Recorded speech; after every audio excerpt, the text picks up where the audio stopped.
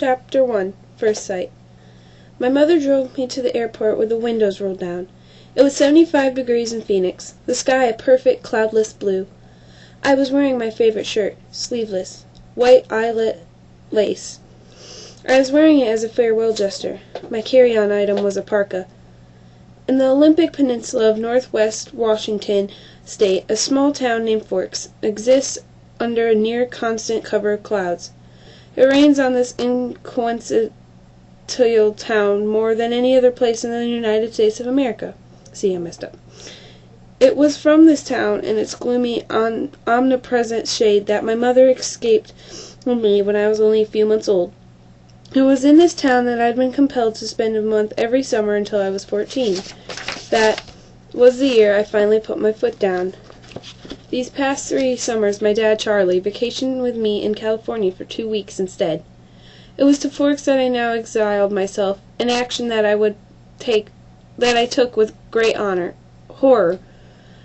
I deserted Forks. I loved Phoenix. I loved the sun and the blistering heat. I loved the vigorous, sprawling city. Please don't laugh at me. I know I'm messing up, but I'm only in 6th grade, so this is like...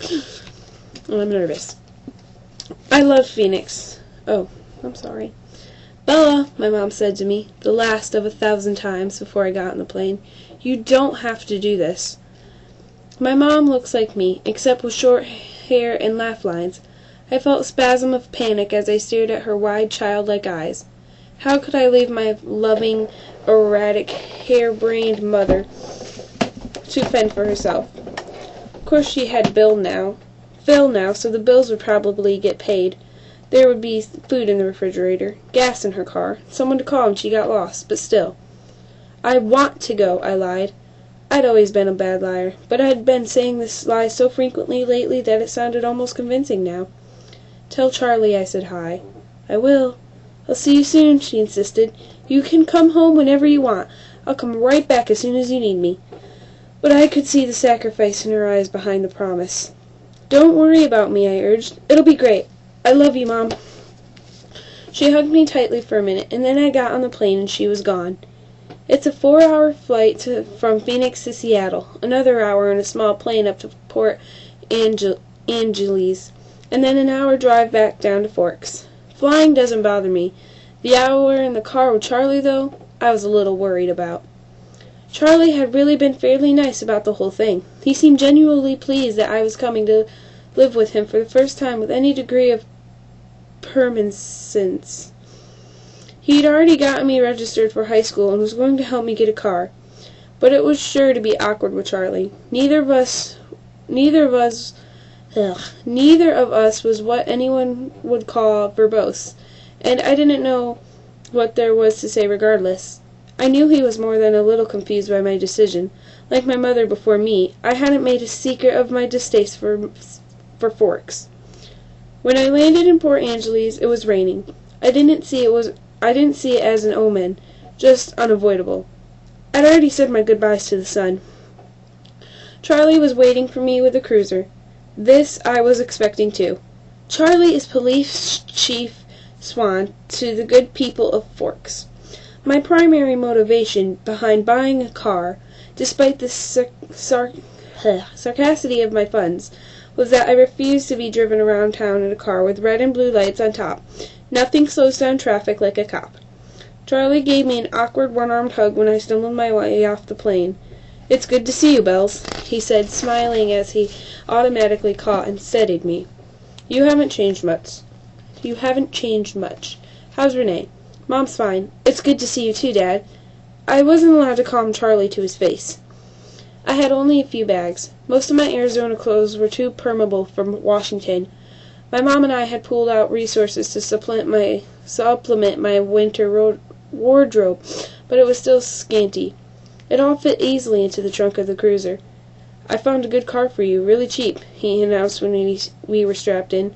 What kind of car? I was suspicious of the way he said good car for you, as opposed to just good car. Well, it's a truck, actually. A Chevy. Where did you find it? Do you remember Billy Black down at La Push? La Push is the tiny Indian reservation on the coast. No. He used to go fishing with us during the summer, Charlie prompted. That would explain why I didn't remember him. I do a good job of blocking painful, unnecessary things from my memory. He's in a wheelchair now, Charlie continued when I didn't respond, so he can't drive anymore, and he offered to sell me his truck cheap. What year is it? I could see from his change of expression that this was the question he was hoping I wouldn't ask. Well, Billy's done a lot of work on the engine. It's only a few years old, really. I hoped he didn't think so little of me as to believe I would give up that easily. When did he buy it? He bought it in 1984, I think. Did he buy it new? Well, no. I think it was new in the early 60s, or late 50s at the earliest, he admitted sheepishly. Dad, I don't really know anything about cars. I wouldn't be able to fix it if anything went wrong, and I couldn't afford a mechanic. Really, Bella, the thing runs great. They don't build them like that anymore. The Thing, I thought to myself. It had possibilities, as a nickname at the very least. How cheap is cheap? After all, that was the part I couldn't compromise on. Well, honey, I kind of already bought it for you, as a homecoming gift. Charlie peeked sideways at me with a hopeful expression. Wow. Free? You didn't need to do that, Dad. I was going to buy myself a car. I don't mind. I want you to be happy here. He was looking ahead at the road when he said this. Charlie wasn't comfortable with expressing his emotions out loud. I inherited that from him. So I was looking straight ahead as I responded. That's really nice, Dad. Thanks. I really appreciate it. No need to add that my being happy in Forks is an impossibility. He didn't need to suffer along with me, and I never looked a free truck in the mouth. Or engine. Well, now, you're welcome, he mumbled, embarrassed by my thanks. We exchanged a few more comments on the weather, which was wet, and that was pretty much it for conversation. We stared out the windows in silence. It was beautiful, of course. I couldn't deny that. Everything was green. The trees, their trunks covered with moss, their branches hanging with a canopy of it, their ground covered with ferns. Even the air filtered down greenly through the leaves. It was too green, an alien planet. Eventually we made it to Charlie's.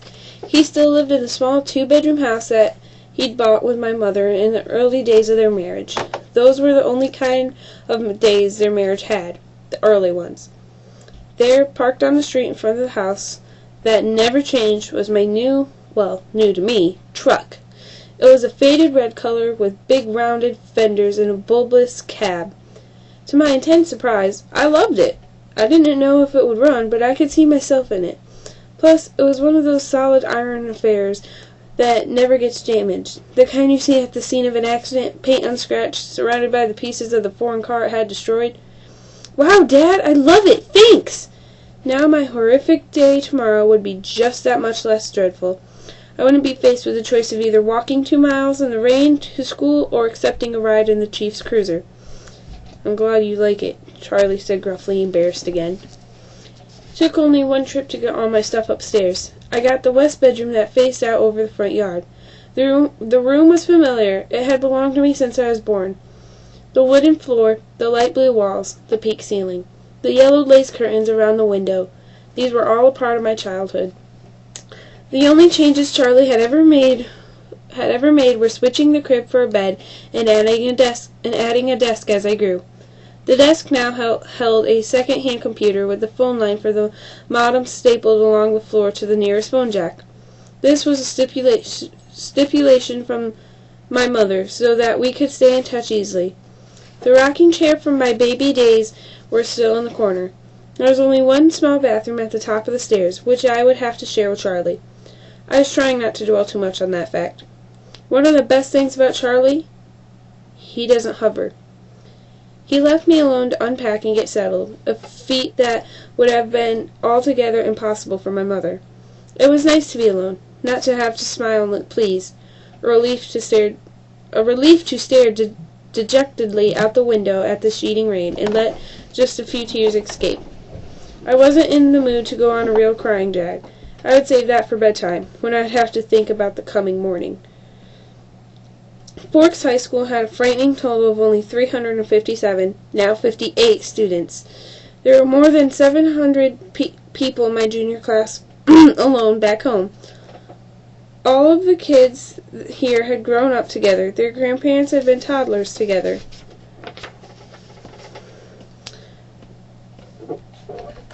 Hold on. My computer just went all weird.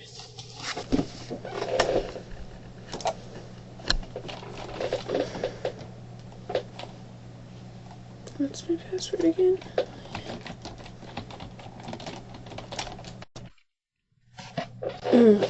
Really sorry about that, guys. I would be the new girl from the big city, a curiosity, a freak.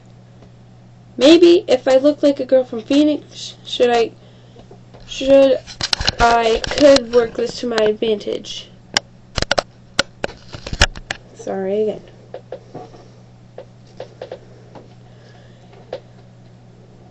I could work this to my advantage, but physically I never fit in anywhere. I should be tan, sporty, blonde, a volleyball player, or a cheerleader, perhaps. All the things that go with living in the Valley of the Sun. Instead, I was ivory-skinned without even the excuse of blue eyes or red hair, despite the constant sunshine. I had always been slender, but soft somehow, obviously not an athlete. I didn't have the necessary hand-eye coordination to play sports without humiliating myself, and harming both myself and anyone else who stood too close. When I finished putting my clothes in the old pine dresser, I took my bag of bathroom necessities and went to the communal bathroom to clean myself up after the day of travel. I looked at my face in the mirror as I brushed through my tangled, damp hair. Maybe it was the light, but already I looked sallower, unhealthy. My skin could be pretty. It was very clear, almost translucent looking, but it all depended on color. I had no color here. Facing my pallid reflection in the mirror, I was forced to admit that I was lying to myself. It wasn't just physically that I never fit in, and if I couldn't find a niche in a school with 3,000 people, what were my chances here? I didn't relate well to people my age. Maybe the truth was that I didn't relate well to people, period. Even my mother, who I was closer to than anyone else on the planet, was never in harmony with me, never on exactly the same page. Sometimes I wonder if I was seeing the same things through my eyes that the rest of the world was seeing through theirs. Maybe there was a glitch in my brain, but the cause didn't matter. All that mattered was the effect, and tomorrow would be just the beginning. I didn't sleep well that night, even after I was done crying. The constant whooshing of the rain and wind across the roof wouldn't fade into the background. I pulled the faded old quilt over my head and later added the pillow too. But I couldn't fall asleep until after midnight, when the rain finally settled into a quieter drizzle. Thick fog was all I could see out my window in the morning, and I could feel the claustrophobia creeping up on me. You could never see the sky here. It was like a cage.